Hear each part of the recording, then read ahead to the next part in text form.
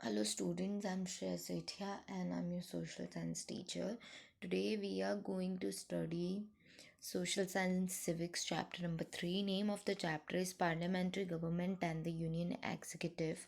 In this chapter we are going to learn about why India has a parliamentary form of government, about the composition of the Union Legislature and Union Executive, about the structure and functions of the Indian Civil Service. So let's start with the question that why a parliamentary form of government? Why India adopted parliamentary form of government, not presidential or authoritarian? There are various forms of government, but why parliamentary? So let's start.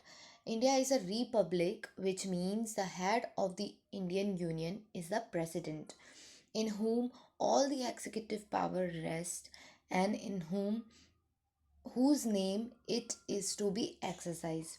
ना India एक Republic है और इसका मतलब ये है कि India union में जो हेड होगा, इंडियन यूनियन का जो हेड होगा वो प्रेसिडेंट कहलाएगा, और जिसके पास सारे एग्जीक्यूटिव पावर्स होंगे, और जितने भी वर्क किए जाएंगे, जितने भी काम किए जाएंगे, वो प्रेसिडेंट के नेम के साथ किए जाएंगे। राइट, प्रेसिडेंट से परमिशन लेके, अ काइंड ऑफ परमिशन लेकर किए जाएंगे। The president is only a nominal or constitutional head of the executive who act with the aid and advise the real political executive, which is the council of ministers. अब president क्या है? एक nominal head है या constitutional head कहलाता है, लेकिन जो रियल पावर है, जो रियल पॉलिटिकल एग्जीक्यूटिव्स हैं, जो वर्क करते हैं, वो कौन है? Council of ministers. ये लोग प्रेसिडेंट को क्या करते हैं? एडवाइस करते हैं about certain topics. The minister are collectively responsible to the popular house of the parliament known as the Lok Sabha. Now ministers collectively responsible होते हैं पॉपुलर हाउस में, जिसे हम बोलते हैं Lok Sabha. Now this is very important to understand about parliament. Suppose since we all know that parliament is in Delhi, right? जिसे हम संसद बोलते हैं, ठीक है? आपने ये नाम सुना ही होगा, पार्लियामेंट एंड संसद। सो पार्लियामेंट इज कॉल्ड संसद इन हिंदी, और मेजरली पार्लियामेंट दो पार्ट्स में होती है। There are two parts of a parliament. First one is Rajya Sabha and second one is Lok Sabha, ठीक है ना? राज्यसभा इट मीन्स स्टेट की सभा, right? Raj means a state and Sabha means council, right? So Rajya Sabha in English is called Council of State. Council of State. The first part is Rajya Sabha and second one is Lok Sabha. The second house is Lok Sabha, and which is called the House of People. House of People. The second one is called House of People. First one is Rajya Sabha, which is called Council of State, and the second one is Lok Sabha, which is called House of People. लोक सभा, right? अब इन दोनों के बारे में हम further पढ़ेंगे, लेकिन पार्लियामेंट क्या है ये मुझे आपको बताना था। दैट इज़ पार्लियामेंट सांसद है, और संसद के को दो पार्ट्स में डिवाइड किया जाता है। First one is Rajya Sabha and second one is Lok Sabha. Rajya Sabha को हम बोलते हैं council of states, right? And Lok Sabha को हम बोलते हैं house of the people. Now English में राज्यसभा को अपर हाउस कहते हैं। Rajya Sabha is called upper house and Lok Sabha is called lower house, ठीक है? Rajya Sabha is called upper house and Lok Sabha is called lower house. Got it? So let's start. Following the British pattern, the Constitution of India has adopted both at the union and the state level the parliamentary form of government. अब British के pattern को follow करते हुए India ने union और state level दोनों पर ही parliamentary form of government को सेटअप किया with ministerial responsibility resting with the popular house. और जितनी भी रिस्पॉन्सिबिलिटीज़ हैं वो पॉपुलर हाउस के हैंड्स में थी, रेस्ट करती थी.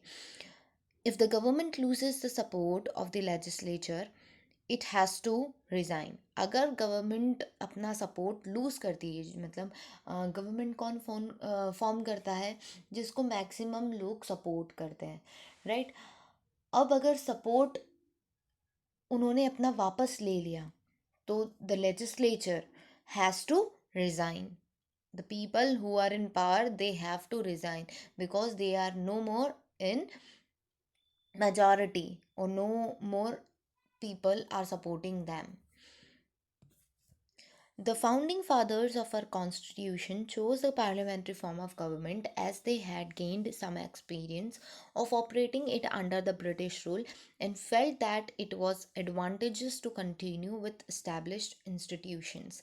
Now, this is the reason that why parliamentary form of government, that our founding fathers of our constitution, हमारे constitution के जो founding fathers हैं जिन्होंने constitution को frame किया है, उन्होंने ये फील किया कि उन्हें एक्सपीरियंस है इस पार्लियामेंट्री फॉर्म ऑफ गवर्नमेंट को चलाने में. अंडर ब्रिटिश उन्होंने एक्सपीरियंस किया है, so they felt that it was advantageous to continue with established institution. और उन्हें ये फील हुआ कि ये एक एडवांटेज होगा कि जो इस्टेब्लिश्ड इंस्टीट्यूशंस हैं उन्हें कंटिन्यू रखा जाए.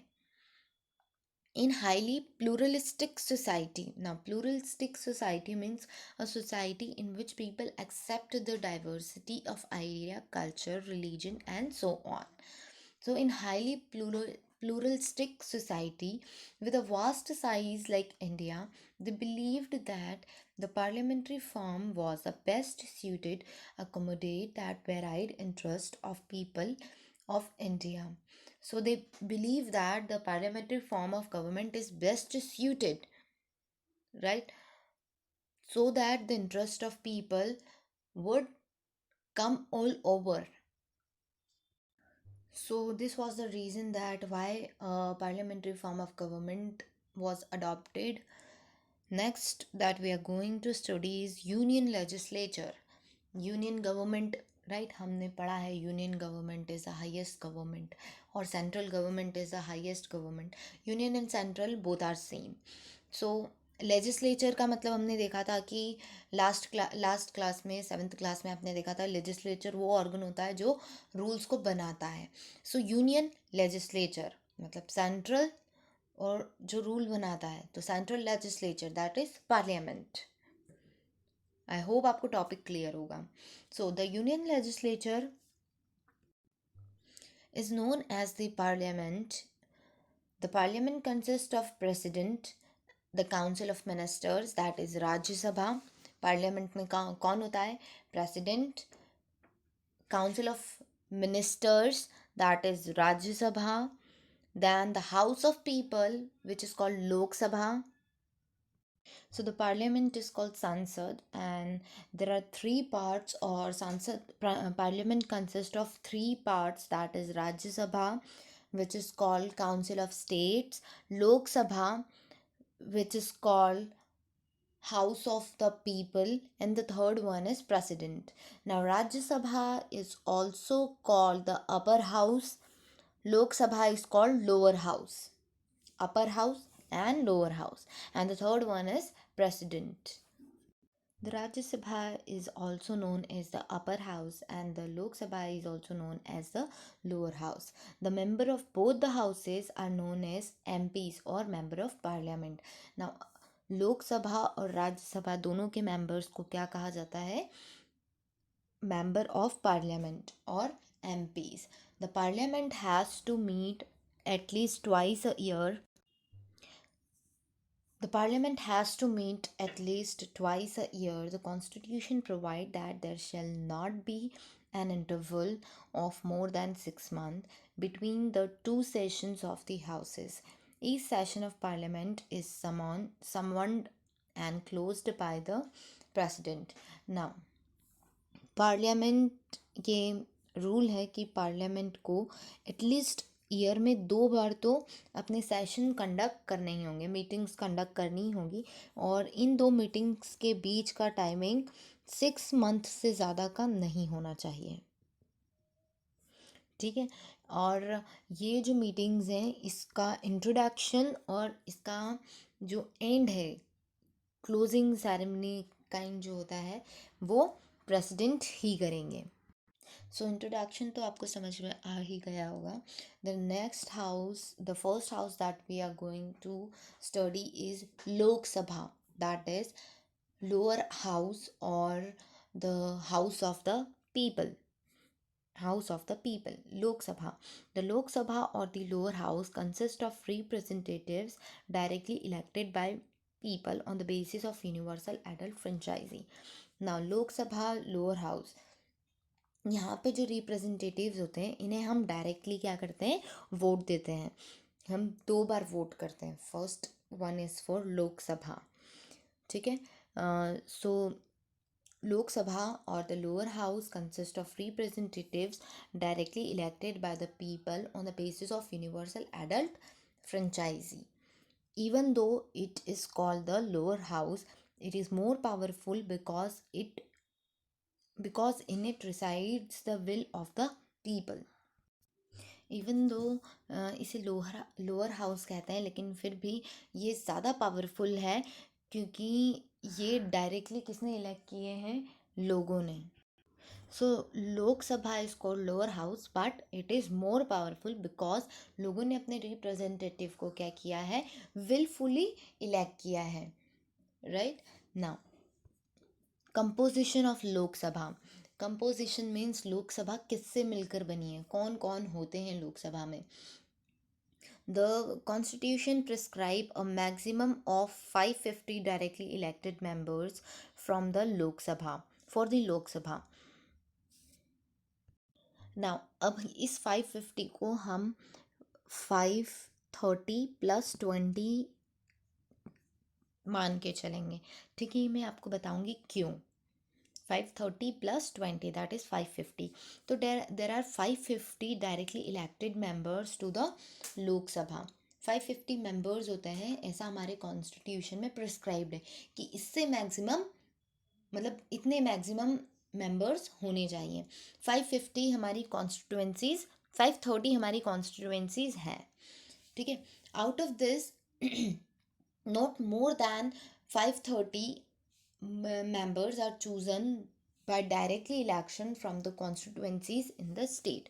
अब इन 530s को डायरेक्टली कॉन्स्टिट्यूएंसीज के थ्रू इलेक्ट किया जाता है. एग्जाम्पल देती हूँ, जैसे ये हमारा क्या है, इंडिया. कॉन्स्टिट्यूएंसीज बनाई गई, सो देर आर टोटल 530 कॉन्स्टिट्यूएंसीज, मतलब इंडिया को 530 पार्ट्स में डिवाइड किया गया अकॉर्डिंग टू द पॉपुलेशन के बेसिस पर इन्हें डिवाइड किया गया. तो ये फर्स्ट कॉन्स्टिट्यूएंसी से लोगों ने एक पर्सन को इलेक्ट किया, राइट. अब सेकंड कॉन्स्टिट्यूएंसी से एक पर्सन को इलेक्ट किया गया, थर्ड कॉन्स्टिट्यूएंसी से एक पर्सन को इलेक्ट किया गया, राइट. सो इस तरीके से रिप्रेजेंटेटिव्स को इलेक्ट किया जाता है, ठीक है. Not more than 20 representatives are chosen from the union territories. Now the rest 20 or not more than 20 representatives are chosen by the union territory. अब इन 20 जो मेंबर्स हैं, इनको डायरेक्टली यूनियन टेरिटरी अपॉइंट करता है या प्रेसिडेंट अपॉइंट करता है, choose करता है. In addition, not more than 2 members of Anglo Indian community can be selected by the president in case he is of the opinion that the community is not adequate represented. अब इसमें से 2 ऐसे persons को elect किया जाता है जो Anglo Indian community से बिलोंग करते हैं, और इन 2 पर्सन को कौन अपॉइंट करता है, प्रेसिडेंट अपॉइंट करते हैं, ठीक है. Currently there are 545 members in the Lok Sabha. Currently यहाँ पे कितने मेंबर्स हैं? 545 मेंबर्स हैं लोकसभा में। ठीक है, सो देर आर टोटल 545 मेंबर्स, या ये बोल सकते हैं 545 कॉन्स्टिट्यूएंसीज हैं। Eligibility criteria to be a member of Lok Sabha. To become a member of Lok Sabha, a person must possess certain criteria, which include she or he must be a citizen of India. Person who wants to be a member of Lok Sabha must be a citizen of India. She or he must be at least 25 years old. She or he must not be bankrupt और mentally unsound. Means इसका मतलब होता है, bankrupt का मतलब होता है कि फाइनेंशियली बैकवर्ड नहीं होना चाहिए, बैंकरप्ट मतलब दिवालिया नहीं होना चाहिए। और mentally unsound means he should be mentally stable, unstable नहीं होना चाहिए। And she he must not hold any government job, और उसकी कोई गवर्नमेंट जॉब नहीं होनी चाहिए। अगर ये सारी एलिजिबिलिटी क्राइटेरिया अगर फुलफिल हो रहा है तो आप मेंबर बन सकते हो लोकसभा के। Elections, people choose the representative through election. For the purpose of election the territory is divided into areas called constituencies. Now election के पर्पस के लिए पूरी टेरिटरी को, पूरी कंट्री को कॉन्स्टिट्यूएंसीज में क्या किया जाता है? डिवाइड किया जाता है, एरियाज डिवाइड किए जाते हैं। सो ऐसे कॉन्स्टिट्यूएंसीज को डिवाइड किया जाता है। The constituencies are divided among the state and the union territories on the basis of their population. जैसा कि मैंने आपको बताया कि ये कॉन्स्टिट्यूएंसीज कैसे पॉपुलेशन के बेसिस पर डिवाइड की जाती हैं। A candidate may represent a political party और be an independent non party candidate. अब ये जो person as a candidate in constituency से अगर इलेक्शन लड़ना चाहता है तो वो किसी पॉलिटिकल पार्टी या इंडिपेंडेंट कैंडिडेट भी हो सकता है। Voting is done by a secret ballot. Voting एक सीक्रेट बैलेट से की जाती है, जैसे ईवीएम्स हैं और जो पुरानी मेथड्स हैं, इस तरीके से वोटिंग कंडक्ट की जाती है। Candidate with the highest number of votes become the representative of constituency to the Lok Sabha. और जो वो कैंडिडेट जिसको हाइएस्ट नंबर्स ऑफ क्या मिले हैं, वोट्स मिले हैं, वो क्या करेगा? कॉन्स्टिट्यूएंसी या गवर्नमेंट फॉर्म करेगा। ठीक है। The election to the Indian legislature are conducted by an independent body known as Election Commission of India. अब ये जो इलेक्शन है ये कौन कंडक्ट करवाता है? अब इंडियन लेजिस्लेचर में जो इलेक्शंस हैं वो कौन कंडक्ट करवाता है? Election Commission of India. और ये किसके अंडर सेटअप की गई है? Under the provision of the constitution. Constitution के अंडर इसे प्रोविजन दिया गया है और इसके through election Commission of India को सेटअप किया जाता है कि वो elections independently free and fair elections conduct करवाए। ठीक है, तो मैंने जितना समझाया आई होप आपको समझ में आ गया होगा। Let's see further formation of government. Government की फॉर्मेशन कौन कैसे होती है? A party which secures a majority of seat in the parliament is known as the ruling party. Now suppose हमने कॉन्स्टिट्यूएंसी की बात की थी, तो ये हमारा इंडिया है। एक सिंगल कॉन्स्टिट्यूएंसी से एक पर्सन इलेक्ट हुआ, सेकंड कॉन्स्टिट्यूएंसी से इलेक्ट हुआ, थर्ड से इलेक्ट हुआ, फोर्थ से इलेक्ट हुआ, राइट। अब अगर मैं मानूँ कि फर्स्ट 3 सीट्स, ये 3 सीट्स बीजेपी की हैं, this 2 seats are from Congress, right, and the rest one from Aam Aadmi Party AAP, and fourth one is from another party, right? So the majority of party is of BJP, right. अब BJP की जो candidates हैं, जो majority है, वो majority of seats किसके पास है? BJP के पास। तो रूलिंग पार्टी कौन सी बनेगी? बीजेपी बनेगी, क्योंकि बीजेपी के कैंडिडेट्स ज़्यादा हैं। The opposition party to it are termed as the party in opposite opposition to it are termed as opposition party. Now, these two party, the rest parties, which are these three are the ruling parties, right? The rest parties, the AAP, another party, and the Congress party are called opposition parties, क्योंकि ये इसके opposite है. Ruling party and the opposition. Ruling party वो जिसके पास majority है, और उसके अलावा जितनी भी पार्टीज़ हैं, जितने भी वो हैं, क्या बोलते हैं, मेंबर्स हैं इलेक्टेड सीट्स पर, ठीक है, उन्हें क्या कहा जाएगा? Opposition parties. जैसे कांग्रेस अपोजिशन पार्टी होगी, एएपी अपोजिशन पार्टी होगी, और डिफरेंट जो भी मेंबर्स इंडिपेंडेंट कैंडिडेट्स सीट पर आए हैं उन्हें भी अपोजिशन कहा जाएगा. They act as a check on the ruling party by questioning and debating the law and policies made by the government. अब ये Congress, AAP and different parties क्या करती हैं? गवर्नमेंट पे चेक करती हैं. रूलिंग पार्टी जो भी रूल्स लाती हैं, जैसे हम बोल सकते हैं डीमोनेटाइजेशन पे बहुत ज़्यादा क्वेश्चंस किए गए थे, और उसके अलावा जो नई टैक्स पॉलिसीज़ के ऊपर क्वेश्चंस किए गए थे, राइट, जिसको हम बोल सकते हैं जीएसटी. तो Congress, AAP and other opposition parties ने क्या किया था? क्वेश्चन किया था. They keep on questioning and debating the laws and policies made by the government, that is BJP. ठीक है.